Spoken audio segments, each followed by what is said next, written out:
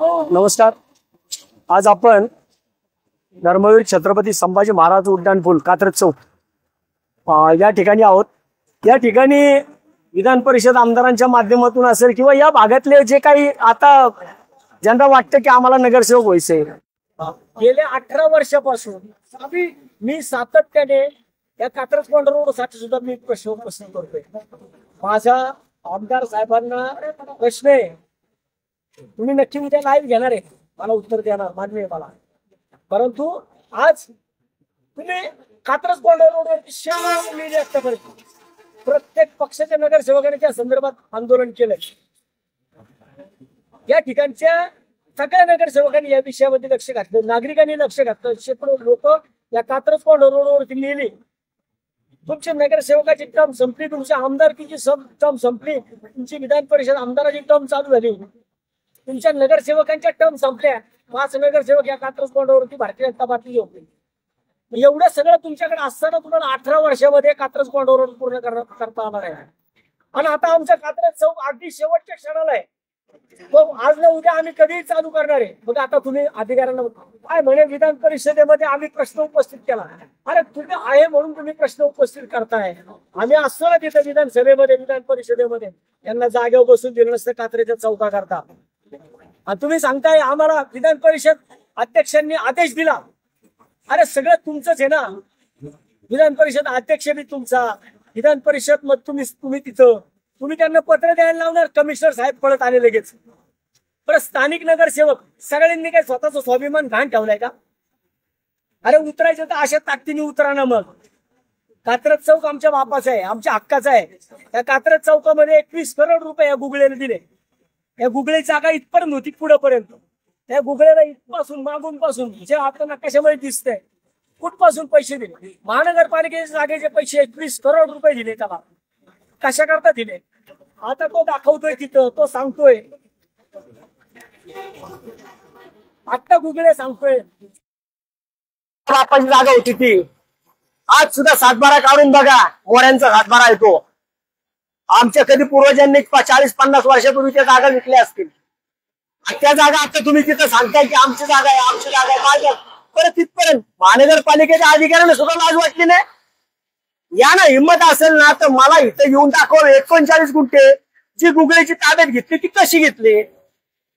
अरे पलीकडच्या बाजूला जो दुष्काळी रोड आम्ही त्याला म्हणतो, 1972 साली जो दुष्काळी रोड झालाय.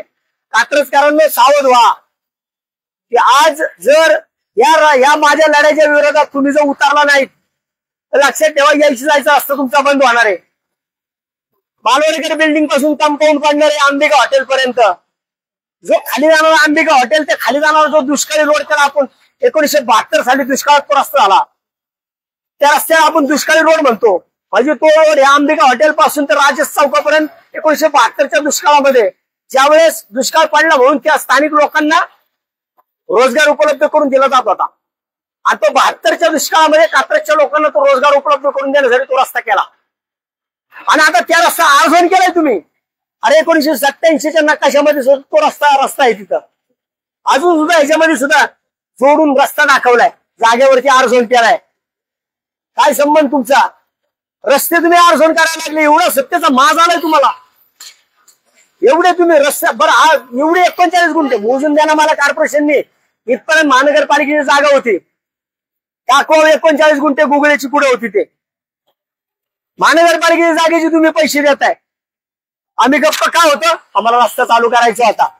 उद्या परत कॉर्पोरेशन म्हणणार की गुगळेने प्लॉटवरती ताबा 21 कोटी रुपये खाऊन बसला तुमचे. त्या 21 कोटीमध्ये कोणाकोणाचे किती वाटे होते आम्हाला माहिती आहे. अरे आम्ही या फक्त रस्ता नागरिकांसाठी मोकळा हो म्हणून एवढे दिवस मी गप्प होतो. पण आता रस्ता आम्ही मोकळा करायला निघालो, तिथं पण तुम्ही आडवे यायला लागला.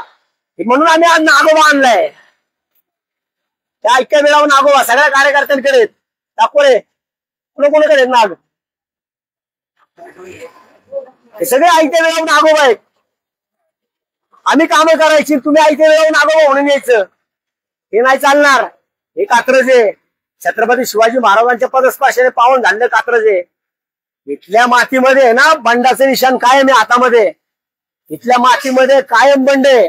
ज्यांनी या कात्रजमध्ये येऊन दहशत करण्याचा प्रयत्न केला ना त्यांची दहशत कात्रजकरांनी पायाखाली घेतलेली. हे लक्षात ठेवा. 2019 ची पुनरावृत्ती होईल परत. त्यामुळे आमचं म्हणणे कात्रज कॉरिडॉर पूर्ण करा ना. अरे तिथं लोक मारतात. स्वतःच्या दारातली कामं करा. आपल्या स्वतःच्या दारामध्ये रस्ता किती खराब आहे तो बघा ना. आमच्या दारामध्ये आम्ही इकडे कॉन्क्रीटीकरण घेतलं म्हणून तुम्ही उद्घाटन करायला आला. सत्ता तुमच्या हातामध्ये आहे. जो बळी तो कानपिळी. आणि आम्ही नाही ना गप्प बसणार. आम्ही काय मेलेल्या आईचं दूध केलं काय. याच्यापेक्षा ज्यादा ताकदीने उभे राहू परत. माझं सगळ्या कात्रजकरांना विनंती आहे, नगरसेवकांना विनंती आहे की नगरसेवकांनी जर या कार्यक्रमांमध्ये येऊन जर उभे राहिले तर नागरिक त्यांच्या विरोधात जातील. कारण हा रस्ता झाल्यानंतर ना तो रस्ता बंद होणार आहे. त्या रस्त्याला गुगळे कंपाऊंड टाकल्यावर तुम्ही काय करणार. पुढे जाणार तुम्ही. कात्रज मधनं विचार करा. जुन्या बस स्टॉप पासून माणूस, जुन्या पोलीस चौकीपासून माणूस बाहेर आला आणि तो बाहेर आल्यानंतर वरती तर त्याला कात्रजच्या चौकात यायचं असून कसा चौकात येणार. कारण इथं पूल आहे. खाली जाणार का तुम्ही पुलाच्या खाली वळायला.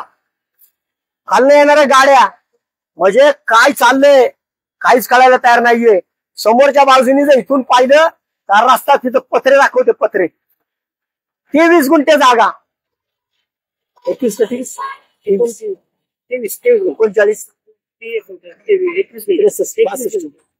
गुंठे 23 गुंठे 23 गुंठे जागा आर झोन करून दिली. 23 गुंठे जागा जा मोजायला. 23 गुंठे पत्र्या बसलं. अहो खाली जाते बस स्टॉपला आणि तिथून जाते बालवडकर बिल्डिंगला आणि तिथून अंबिका पासून खालनं येते. 23 गुंठे जागा तिच्या बापाची आहे. उघड्याच्या बापाची जागा आहे. त्यांनी तिथपर्यंत रस्ता कसा काय तिथपर्यंत रस्ता कसा आर झोन करून घेतला. पण आमदार तुम्ही नगरसेवक काय झोपलात का काय. त्यावेळेस आमदारकी तुमची कुठे गेली होती. इथं खाली महानगरपालिकेत ही जागा आतमध्ये तिथं बघा पंपिंग स्टेशन आहे मागच्या बाजूला. पंपिंग स्टेशनच्या खालपर्यंत 39 गुंठे जागा म्हणे महानगरपालिकेला ताब्यात दिली. काय संबंध. किती वर्षापासून गुगलवरती सर्च करा आणि गुगलवरती सर्च करून बघा ती किती वर्षापासून ही जागा महानगरपालिकेच्या ताब्यात आहे. नाहीतर त्या राजेंद्र जाधवला आणून इथं उभा करा. तो सांगेल त्यांनी ताबा दिला इथला राजीव गांधी उद्यानचा तिथला. अशा पद्धतीने जर कोण कात्रजमध्ये काम करणार असेल ना त्याला इथून पुढे अशाच पद्धतीने उत्तर दिलं जाईल. सत्ता तुमच्या हातात आहे म्हणून आम्ही गप्पा बसणार नाही. आम्ही हे पत्र माननीय आयुक्तांना आज घेतलं नाही. कुणी सगळे इथून पळून गेलेत. सगळे निघून गेलेत. पण लक्षात ठेवा मतदारांपासून कोण पळून जाणार नाही. वडा मैदान जवळ आहे. कात्रजकरांनो जागे व्हा. तुमचे रस्ते सुद्धा यांनी आरझोड केलेत. तुमचे रस्ते यांनी विकायला काढलेत. तिकडे त्या कात्रज दूध डेअरीपाशी 9 एकराची जागा तुमचं आरक्षण होतं तुमचं खेळाच्या मैदानाचं. ते सुद्धा परवा दिवशी सभेमध्ये अजितदादा पवारांनी उघडपणे सांगितलं 5 एकर जागा म्हणे शासकीय दूध उत्पादक केंद्राला दिली आहे. का आमच्या पोरांच्या खेळाचं मैदान तुम्ही दूध डेअरीला देता. पुणे जिल्हा उत्पादक संघाला देता. 5 गुंठे 5 एकर त्याला दिली. 4 एकरचा सातबारा कोणाच्या नावाने काढू का बाहेर. 9 एकरामधले 5 एकर जरी डेअरीला दिले असेल ना 4 एकर कुणाकडे. डेअरीला तिथं हे भरलं टॅक्स भरतं का डेअरी. तिथं म्हणणार तुम्ही डेअरी काय लोकांना फुकट दूध देते का. तेव्हा तिथं म्हणणार त्यांना टॅक्स मध्ये सवलत आहे. आमच्या सर्वसामान्य नागरिकांना टॅक्स मध्ये सवलत नाही देणार.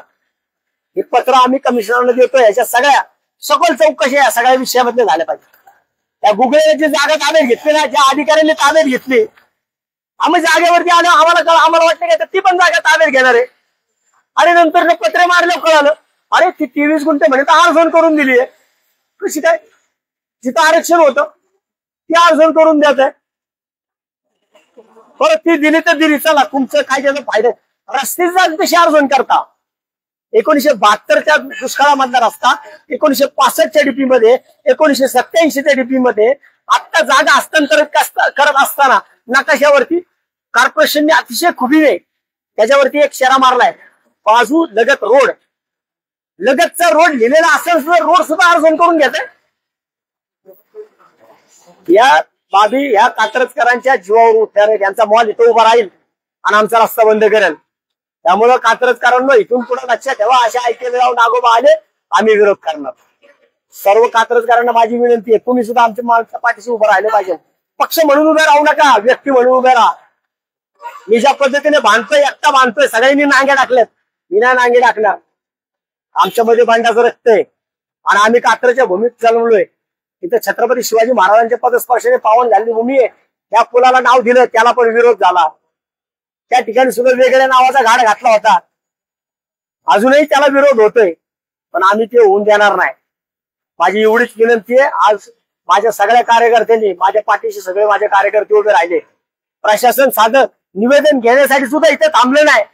त्यांना भीती वाटत होती. अरे आम्ही नगरसेवक आहे, तुम्ही तुमच्या पक्षातल्या नगरसेवकांना बोलावता. ही तर 4 पक्षाचे नगरसेवक आहेत, सगळ्यांना आमंत्रण द्या ना. तुम्ही आमदार आहे ना, तुम्ही सगळ्यांना सामावून घ्यायची भाषा करा ना. तुम्ही सगळ्यांना सामावून घ्या ना. तुमच्या वार्डाचे आम्ही प्रश्न उपस्थित केले, तिथं लोकांना तुम्ही फोन करून सांगणार, तिथं लोकांना दमदाट्या करणार. आता त्याच्यात पण उतरणार आहे आम्ही, तिथं पण भेटणार आहे. आता भेटू तिथं पण. म्हणून एवढ्या गोष्टी लक्षात ठेवा की कोणत्याही परिस्थितीमध्ये हा रस्ता करताना आम्ही रात्रीचे दिवस केलेला आहे. त्यामुळे इथं जर कुणी येऊन जर इथं श्रेय लाटण्याचा प्रयत्न केला, ते कात्रज आहे, कोंडवा नाही, हे लक्षात ठेवा. एवढंच सांगतो. आणि आजचा लाईव्ह हा एवढ्यासाठीच होता. मी माझ्या कुठल्याही कार्यकर्त्याला, आज इथे एवढे माझे कार्यकर्ते उभे आहेत, तिथल्या प्रत्येक कार्यकर्त्याला विचारा. एकाला सुद्धा सांगितलं होतं कशासाठी जमायचंय, कुणालाही सांगितलं नव्हतं. विचारा, कुठल्याही पोराला विचारायचं, कुणी सांगणार नाही तुम्हाला कशासाठी बोलावलं म्हणून. प्रत्येकाला आम्ही सांगितलं फक्त इथं चौकात या, आणि माझ्यावर विश्वास ठेवून एवढं मोठ्या संख्येने आले. विचार करा, जर याच्यामध्ये खरंच आम्ही कात्रजकर आणि आमचा संपूर्ण शिवसेना उद्धव बाळासाहेब ठाकरे जर याच्यामध्ये उतरलो, तर तुम्हाला इथून पाळता भूल थोडी होईल. एवढंच आजच्या या लाईव्ह मधून सांगतो.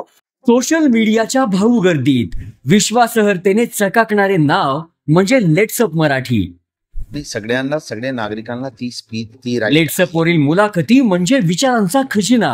त्यानंतरच्या निवडणुकीमध्ये मला सोडून गेले. बातम्या केवळ वस्तुस्थिती सांगणाऱ्या, न प्रोपोगंडा, फक्त जनतेचा अजेंडा. क्योंकि आने वाला कल जाने वाला है, जाने वाला कल आने वाला है. राजकारण, मनोरंजन असो की क्रीडा क्षेत्र, महाराष्ट्राची स्पंदने संवेदनशीलतेने टिपणारे माध्यम म्हणजे लेट्सअप मराठी. जगासोबत एक पाऊल पुढे राहण्यासाठी लेट्सअपचे ॲप, सोशल मीडिया आणि वेबसाईट सोबत कनेक्टेड रहा.